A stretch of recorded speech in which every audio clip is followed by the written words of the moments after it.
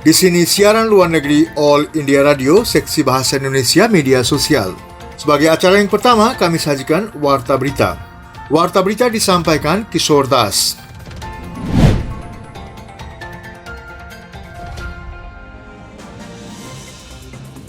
Pemain jago sepak bola legendaris Argentina Diego Maradona meninggal dunia. Pesepak bola legendaris Argentina Diego Maradona yang secara luas dianggap sebagai salah seorang pemain sepak bola terhebat sepanjang masa meninggal dunia kemarin akibat serangan jantung. Maradona telah memulai karier profesionalnya bersama Argentinos Juniors pada usia 16 tahun dan ia kemudian menjadi salah seorang pemain terhebat yang pernah bermain sepak bola. Pesepak bola jago ini mewakili regu-regu seperti Boca Juniors, Barcelona, Napoli, Sevilla dan Newell's Old Boys sebagai pemain. Diego Maradona dianggap sebagai pemain utama yang membawa Argentina meraih gelar Piala Dunia keduanya pada tahun 1986. Maradona juga pernah melatih untuk regu-regu seperti Racing Club, Dorados, Gimnasia dan Timnas Argentina. Argentina telah mengumumkan perkabungan selama 3 hari untuk pesepak bola legendaris tersebut. Wakil Presiden M. Venkaiah Naidu telah menyatakan rasa kesedihannya atas meninggalnya legenda sepak bola Diego Maradona. Dalam sebuah tweet, Naidu mengatakan Diego Maradona adalah olahragawan langka yang memikat jutaan orang dengan permainan ajaibnya. Katanya, kematian mendadaknya merupakan kerugian besar bagi dunia sepak bola. Jerman mencari kesepakatan Uni Eroppa untuk menutup resor ski setelah penyebaran virus corona. Jerman sedang mencari kesepakatan dengan negara-negara Uni Eroppa untuk menutup resor ski hingga awal bulan Januari dalam upaya untuk mengekang penyebaran virus corona. Ini diumumkan oleh Kanselir Jerman Angela Merkel setelah berbicara dengan para pemimpin regional Jerman pada hari Selasa. Berita itu datang saat negara itu memperpanjang penguncian secara sebahagian hingga tanggal 20 Desember. Beberapa hotspot virus corona Eroppa awal berada di resor ski membantu menyebarkan infeksi ke seluruh benua. Perdana Menteri Italia telah mendukung penundaan dimulainya musim ski tetapi menekankan perlunya solusi Eroppa. Austria bagaimanapun juga mensuarakan rasa prihatin atas rencana tersebut, dengan Menteri Keuangan Negara mengatakan bahawa jika Uni Eroppa memaksa area ski untuk tetap ditutup, maka mereka harus membayarnya. Pemerintah Austria sudah menghadapi tindakan hukum atas desa ski Ischgl itu terkait dengan kasus di 45 negara setelah pemain ski membawa pulang virus itu. Kamboja memulai pengadilan massal aktivis oposisi. Pengadilan Kamboja hari ini mulai mendengarkan kasus-kasus hampir 130 penentang dan kritik pemerintah yang dituduh melakukan pengkhianatan karena ikut serta dalam protes dan kegiatan politik lainnya selama 3 tahun terakhir. Kebanyakan dari mereka yang diadili oleh pengadilan kota Phnom Penh adalah mantan anggota atau pendukung Partai Penyelamat Nasional Kamboja. Partai Penyelamat Nasional Kamboja adalah satu-satunya partai oposisi di parlemen. Partai memberikan tantangan kuat kepada Partai Rakyat Kamboja yang berkuasa di bawah pimpinan Perdana Menteri Hun Sen dalam pemilihan umum tahun 2018. Hun Sen melancarkan tindakan keras terhadap lawan-lawannya pada tahun 2017. Hampir semua media yang kritis ditekan untuk menutup atau mengurangi liputan mereka. Partai Penyelamat Nasional Kamboja diperintahkan oleh pengadilan tinggi untuk bubar dan anggota parlemennya disingkirkan dari parlemen. Iran menukar Kylie Moore Gilbert dengan 3 orang tahanan yang ditahan di luar negeri. Iran telah mengumumkan melalui siaran televisi pemerintah bahawa mereka telah membebaskan sarjana Inggeris Australia Moore Gilbert dengan imbalan 3 orang Iran yang ditahan di luar negeri. Perdana Menteri Australia Scott Morrison mengatakan kepada Network 9 Australia bahawa dia telah mengkonfirmasi kemarin malam bahawa Moore Gilbert akan pulang dan berbicara dengannya hari ini. Dia berkata bahawa dia sangat lega atas pembebasannya. Ditanya tentang pertukaran tersebut, Morrison mengatakan dia tidak akan membahas detail itu, mengkonfirmasi dengan satu atau lain cara. Moore Gilbert, iaitu dosen Universitas Melbourne untuk studi Timur Tengah, dijemput di Bandara Tehran saat dia mencuba meninggalkan negara itu setelah menghadiri konferensi akademik pada tahun 2018. Dia dikirim ke penjara Evin yang terkenal kejam di Tehran, dihukum atas tuduhan mata-mata dan dijatuhi hukuman 10 tahun. Dalam sebuah pernyataan, Moore Gilbert berterima kasih kepada pemerintah dan diplomat Australia kerana telah membebaskannya serta para pendukung yang mengadakan kampanye untuk kebebasannya. Mantan Perdana Menteri Sudan Sadiq Al-Mahdi meninggal dunia kerana menderita COVID-19. Mantan Perdana Menteri Sudan Sadiq Al-Mahdi telah meninggal dunia akibat infeksi virus corona. Dia berusia 84 tahun. Dalam pernyataan singkatnya, keluarga Al-Mahdi mengatakan dia meninggal hari ini 3 minggu setelah dirawat di rumah sakit di negara Uni Emirat Arab. Al-Mahdi adalah Perdana Menteri terakhir yang terpilih secara demokratis di Sudan. Dia digulingkan pada tahun 1989 dalam kudeta militer yang membawa mantan Presiden Omar al-Bashir berkuasa. Partai Ummah Moderat adalah salah satu partai oposisi terbesar di bawah al-Bashir dan Al-Mahdi tetap menjadi tokoh yang berpengaruh bahkan setelah dia digulingkan. Kami berperang melawan virus, bukan satu sama lain. Demikian kata Presiden Amerika Serikat terpilih Joe Biden. Presiden terpilih Amerika Serikat Joe Biden telah menyerukan diakhirinya perbedaan bersama karena negara itu menghadapi musim dingin yang panjang dan keras dengan COVID-19. Dalam pidatonya untuk menyatakan berterima kasih atau dia mengatakan orang Amerika berperang dengan virus corona bukan dengan satu sama lainnya. Dia mendesak orang-orang agar melupakan tradisi liburan berisiko tinggi karena kasus virus terus meningkat di Amerika Serikat. Sementara itu, Presiden Donald Trump menghimbau para pendukungnya untuk berupaya membalikkan hasil pemilihan umum 3 November. Ketika berbicara melalui telefon dari Gedung Putih ke suatu acara yang diselenggarakan oleh legislator Partai Republik dari negara bahagian Pennsylvania, Trump mengulangi klaim tentang kecurangan pemilihan umum secara besar. Trump mengampuni mantan penasihat keamanan nasional Michael Flynn atas dugaan kasus campur tangan pemilihan umum Rusia. Presiden Amerika Serikat Donald Trump telah mengampuni mantan penasihat keamanan nasionalnya Michael Flynn yang mengaku bersalah berbohong kepada FBI. Presiden mengatakan tindakan gerasi yang diharapkan secara luas adalah yang mulia. Gedung Putih kemarin mengatakan bahwa pengampunan itu akhirnya akan mengakhiri pengejaran tanpa henti dan partisan terhadap seorang pria yang tidak bersalah. Flynn termasuk di antara mantan asisten Presiden Trump yang dihukum selama penyelidikan Departemen Kehakiman atas dugaan campur tangan pemilihan Rusia. Dia mengaku pada tahun 2017 berbohong kepada FBI tentang kontak dengan utusan Rusia dan kemudian mencoba menarik permohonannya.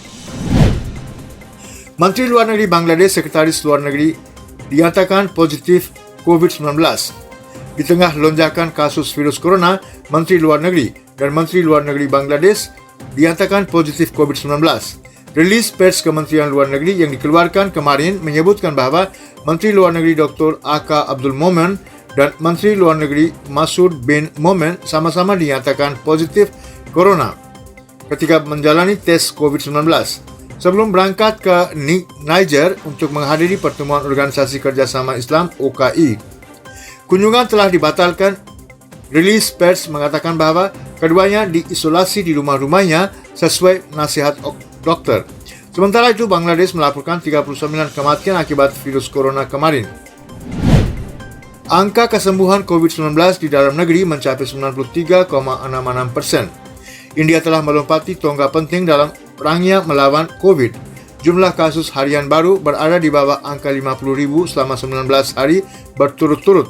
Dalam 24 jam terakhir, hampir 44,000 kasus baru yang dikonfirmasi dilaporkan, sementara lebih dari 36,000 orang berhasil pulih dalam rentang waktu yang sama. Dengan pemulihan kumulatif lebih dari 8.679.000 orang sejauh ini, tingkat pemulihan nasional telah mencapai 93,66%. Kasus yang pulih di negara ini mencapai hampir 20 kali jumlah kasus aktif. Beban kasus aktif di negara ini juga terus berada di bawah 5%. Total kasus aktif di negara ini saat ini mencapai 452.344 yang hanya terdiri dari 4,88% dari total kasus yang dilaporkan. Topan Nivar yang sangat parah melintasi pantai Tamil Nadu dekat Marakkanam. Hujan deras melanda wilayah pesisir. Angin topan yang sangat hebat, Nivar, melanda pantai tadi malam dan pendaratannya selesai pagi ini. Itu melintasi pantai dekat Marakkanam di negara bahagian Tamil Nadu dekat Puducherry. Saat menyeberang, angin topan tersebut memicu angin kencang dengan kecepatan mulai dari 120 hingga 130 km per jam, berkecepatan hingga 140 km per jam. Hal ini juga menyebabkan hujan lebat di banyak daerah pesisir termasuk di Chennai. Laut menjadi ganas selama pendaratan. Beberapa sungai dan anak sungai serta badan air menerima air yang melimpah. Beberapa negara bahagian Andhra Pradesh mengalami hujan di bawah pengaruh angin topan Nivar. Departemen Meteorologi mengatakan angin topan ini akan mulai melemah dalam waktu sekitar 6 jam setelah pendaratannya. Namun, aktivitas hujan yang terkena dampaknya akan berlanjut selama lebih dari 15 jam. Lebih dari 120,000 orang dipindahkan dari daerah rawan di distrik pesisir sebelum badai datang dan berlindung di kamp-kamp bantuan. Perdana Menteri akan meresmikan pertemuan dan Expo Investor Energi Terbarukan Global hari ini. Perdana Menteri Narendra Modi secara virtual atau Maya akan meresmikan pertemuan dan Expo Investor Energi Terbarukan Global ketiga, singkatnya ReInvest 2020 hari ini. Selama 3 hari konferensi virtual atau Maya, semua perusahaan terkemuka akan menampilkan perkembangan teknologi terbarunya di bidang energi terbarukan dan membahas berbagai pilihan yang tersedia untuk peralihan energi. Beberapa pemimpin dunia, menteri urusan energi dari 75 negara dan 200 pembicara terkemuka akan ambil bahagian dalam acara tersebut. KTT ini diselenggarakan oleh Kementerian Urusan Energi Baru dan Terbarukan. Ini bertujuan untuk mempercepat upaya di seluruh dunia untuk meningkatkan pengembangan dan penggunaan energi terbarukan dan menghubungkan komunitas investasi global dengan pihak yang mempunyai taruhan penting di sektor energi India. Tema ReInvest 2020 adalah inovasi untuk transisi energi berkelanjutan. Sekian saudara pendengar warta berita dari siaran luar negeri All India Radio, seksi bahasa Indonesia Media Sosial.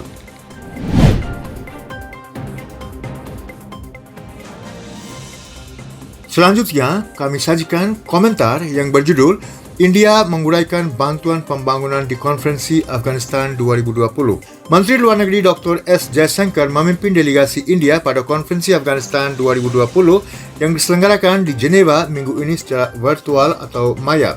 Konferensi ini diselenggarakan bersama oleh Perserikatan Bangsa-Bangsa, Pemerintah Republik Islam Afghanistan dan Pemerintah Finlandia. Ini bertujuan untuk menegaskan kembali komitmen masyarakat internasional ke Afghanistan selama pertengahan kedua dari dekade transformasional 2015 sampai 2024. Menteri Luar Negeri mengumumkan bahwa India baru saja menyelesaikan perjanjian dengan Afghanistan untuk pembangunan bendungan Satut yang akan menyediakan air minum yang aman bagi 2 juta penduduk kota Kabul. India sebelumnya telah membangun saluran transmisi Phul-e-Khumri sepanjang 202 km yang menyediakan listrik ke kota Kabul. Dr. Jaishankar juga mengumumkan peluncuran tahap 4 dari proyek pembangunan masyarakat berdampak tinggi di Afghanistan yang memperkirakan lebih dari 100 proyek senilai 80 juta dolar Amerika Serikat yang akan dilakukan India di Afghanistan. Menteri menekankan komitmen jangka panjang India untuk pembangunan Afghanistan dan kepentingan rakyatnya sebagai tetangga yang berdekatan dan mitra strategis. Portfolio pembangunan India di Afghanistan hingga saat ini berjumlah lebih dari 3 miliar dolar AS. Menteri Luar Negeri menyoroti bahwa tidak ada bahagian dari Afghanistan saat ini yang tidak tersentuh oleh 400 lebih proyek yang telah dilakukan India di 34 provinsi Afghanistan.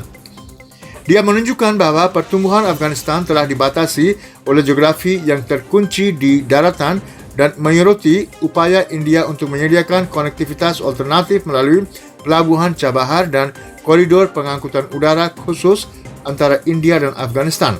Bantuan kemanusiaan India berupa 75,000 ton gandum untuk memperkuat ketahanan pangan Afghanistan selama pandemi COVID-19 telah diangkut melalui pelabuhan Chabahar.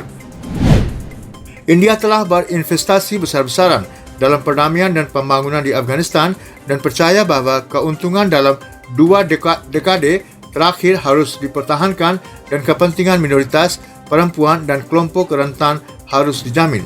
Menteri Luar Negeri menyatakan keprihatinannya tentang meningkatnya tingkat kekerasan di Afghanistan dan mengulangi seruan India untuk gencatan senjata segera dan secara komprehensif. Sebagai pihak yang mempunyai taruhan penting, India berharap dapat berjalan bahu-membahu dengan rakyat Afghanistan dan masyarakat internasional dalam bekerjasama menuju Afghanistan yang damai, sejahtera, berdaulat, demokratis dan bersatu. Sebagai tetangga yang berdekatan, India dan Afghanistan berbagi hubungan sejarah yang alami. Kemitraan strategis India dan komitmen jangka panjang untuk pembangunan Afghanistan mencerminkan kemitraan yang telah teruji oleh waktu. Portfolio pembangunan India yang bernilai lebih dari $3 miliar AS untuk Afghanistan ditujukan untuk membangun kapasitas dan kapabilitas warga Afghanistan serta lembaga-lembaganya dengan tujuan untuk meningkatkan pemerintahan dan layanan publik. Afghanistan mendapat banyak manfaat dari lebih dari 400 proyek pembangunan yang dilaksanakan oleh India yang tersebar di 34 provinsinya. Hal ini membantu membawa kehidupan yang lebih baik bagi rakyat biasa di Afghanistan. Program pembangunan yang sedang berlangsung di India berpusat pada 5 pilar, iaitu proyek infrastruktur besar, pengembangan sumber daya manusia dan peningkatan kapasitas, bantuan kemanusiaan, proyek pembangunan masyarakat berdampak tinggi dan meningkatkan perdagangan dan investasi melalui konektivitas udara dan darat.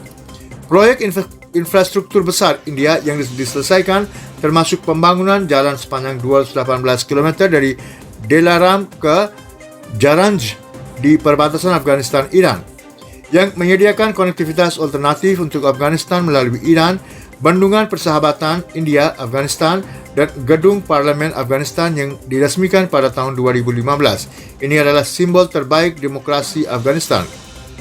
Lebih dari 65,000 mahasiswa Afghanistan telah belajar di India di bawah berbagai program beasiswa. Saat ini 15,000 mahasiswa sedang belajar di India. 3,000 beasiswa sejauh ini telah diberikan kepada wanita muda dari Afghanistan untuk melanjutkan studi yang lebih tinggi di India. Melampaui pendidikan dasar, New Delhi juga memberikan pelatihan kejuruan kepada sejumlah besar wanita di Afghanistan. Jumlah ini diharapkan meningkat setiap tahun dengan komitmen jangka panjang dari India untuk membantu membangun kembali Afghanistan. Dr. Jaishankar berkata, pertumbuhan Afghanistan telah dibatasi oleh geografi yang tidak memiliki daratan dan ini perlu ditangani dengan baik. Melalui pelabuhan Chabahar, India telah memberikan konektivitas alternatif ke Afghanistan. India juga mengirim lebih dari 20 ton obat-obatan penyelamat nyawa dan peralatan lainnya untuk mengatasi tantangan COVID-19 di Afghanistan. Sekian. Demikianlah saudara-saudara pendengar komentar dari siaran luar negeri All India Radio seksi Bahasa Indonesia Media Sosial.